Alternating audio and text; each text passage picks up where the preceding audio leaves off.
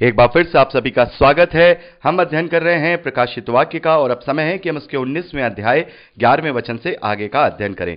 11वें वचन से लेकर जब हम 21वें वचन तक पढ़ते हैं तो यहां पर यूहन्ना को प्रतीकात्मक रूप से प्रभु यीशु मसीह के द्वितीय आगमन का दर्शन दिया गया है कि वो किस प्रकार से इस धरती पर आएगा और कैसे वो दुष्टों को और अपने विरोधियों को नाश करेगा। ये सब उसके वर्णन और उसकी महिमा के दर्शन के रूप में यूहन्ना को दिखाया गया है ताकि हम इसका जो महिमा वाला वर्णन है उसे समझने पाएं। यहां 11वें और 12वें वचन में लिखा है, फिर मैंने स्वर्ग को खुला हुआ देखा और देखता हूं कि एक श्वेत घोड़ा है और उस पर एक सवार है जो विश्वास योग्य और सत्य कहलाता है। वह धर्म के साथ न्याय और युद्ध करता है। उसकी आंखें ज्वाला की सी हैं और उसके सिर पर बहुत से मुकुट हैं। उस पर एक नाम लिखा है जिसे उसको छोड़ कोई नहीं जानता। वह लहू छिड़का हुआ वस्त्र पहने है और उसका नाम परमेश्वर का वचन है। तो मेरे प्यारे बहनों, यहां पर यूहन्ना को एक दर्शन मिलता है, एक घोड़े पर सवार, वहां पर किसी अद्भुत पर्सनैलिटी को वो आता हुआ देखते हैं। तो वो कौन है? तो यहां ये जो 11वें वचन से लेकर 13वें वचन तक हमने पढ़ा है तो ये प्रभु यीशु मसीह का विस्तृत वर्णन है, यानी कि प्रभु यीशु मसीह के द्वितीय आगमन का जो महिमा वाला वर्णन है यहां पर यूहन्ना को दिखाई दिया है।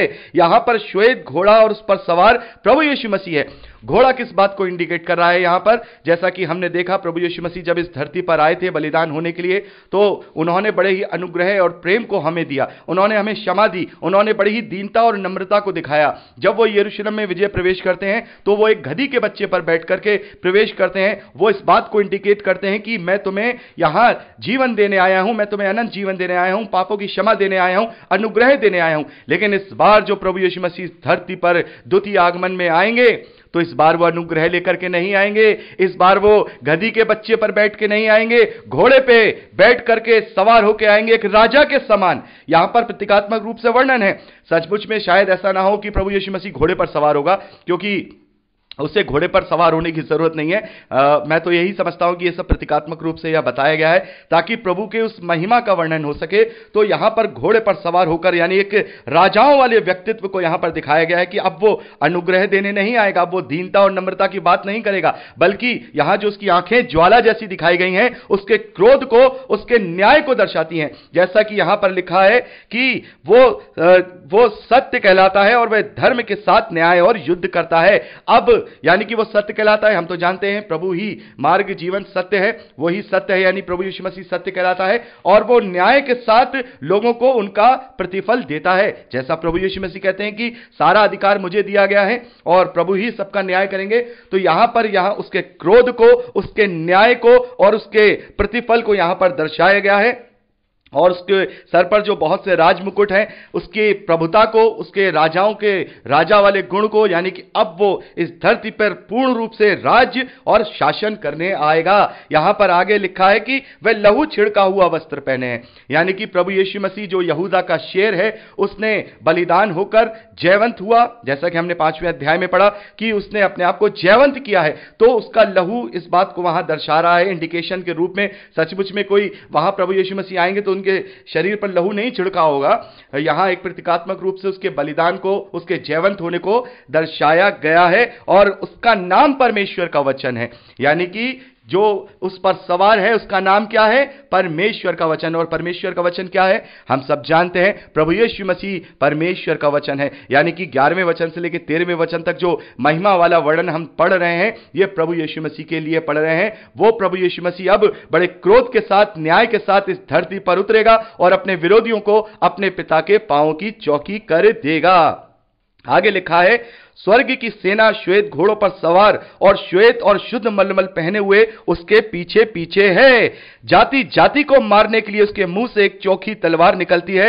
वह लोहे का राजदंड लिए हुए है, उन पर वह राज करेगा और सर्वशक्तिमान परमेश्वर के भयानक प्रकोप की जलजलाहट की मदिरा के कुंड में दाख रौंदेगा। उसके वस्त्र और जांघ पर यह नाम लिखा हुआ है, राजाओं का राजा, प्रभुओं का प्रभु।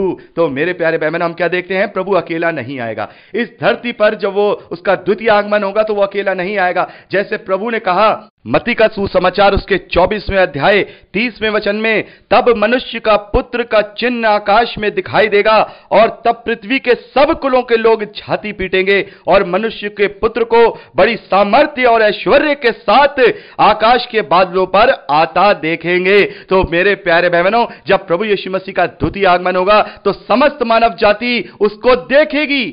सारी जाति कुल के लोग अपनी छाती को पीटेंगे, क्योंकि प्रभु यीशु मसीह जब आएगा तो ऐश्वर्य और सामर्थ्य के साथ आएगा। जैसा कि यहां पर हम देखते हैं कि उसके साथ स्वर्ग की बड़ी सेना है, उसके साथ स्वर्ग की सेना श्वेत घोड़ों पर सवार है, श्वेत और शुद्ध मलमल पहने हुए इसके पीछे पीछे है। तो ये लोग कौन है जो उसके पीछे पीछे है? मेरे प्यारे बहनों, जो लोग प्रभु के द्वारा उठा लिए गए थे, जो लोग जिन्होंने प्रभु में अपने वस्त्रों को धोया है, जिन्होंने अपने आप को वध कराया है, जिन्होंने प्रभु के साथ सच्चाई के साथ अपने जीवन को जिया है, ये सारे लोग प्रभु के साथ लौट करके आएंगे। ये सारे लोग स्वर्गीय सेना के रूप में लौट के आएंगे। जो लोग रैप्चर में उठाए गए वो लोग, सभी लोग प्रभु के साथ उसके ऐश्वर्य और सामर्थ्य के साथ लौट करके आएंगे, ताकि जब वो इस धरती पर उन विरोधियों का नाश करेगा तब वो इस धरती पर 1000 साल का फिजिकल राज करेंगे, जैसा उसने अपने आश्वासनों में और अपने प्रतिज्ञाओं में कहा है। आगे लिखा है कि जाति जाति को मारने के लिए उसके मुंह से एक चोखी तलवार निकलती है,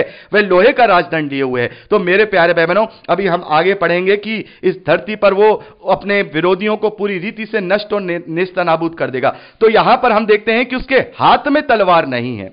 मेरे प्यारे बहन, बहुत सारे लोग अपने दिमाग में सोचते होंगे कि प्रभु यीशु मसीह राजा की तरह आएगा, राजा की तरह आकर तलवार चलाएगा, तलवार से युद्ध होंगे, बाहरी बड़ी लड़ाइयां होंगी एंटी क्राइस्ट की फौजों में और प्रभु यीशु मसीह की आत्मिक स्वर्गीय सेनाओं के बीच में युद्ध होंगे, गोलाबारी होगी। ऐसा कुछ नहीं होने वाला है मेरे प्यारे बहनों। यहां प्रभु यीशु मसीह के हाथ में तलवार नहीं है।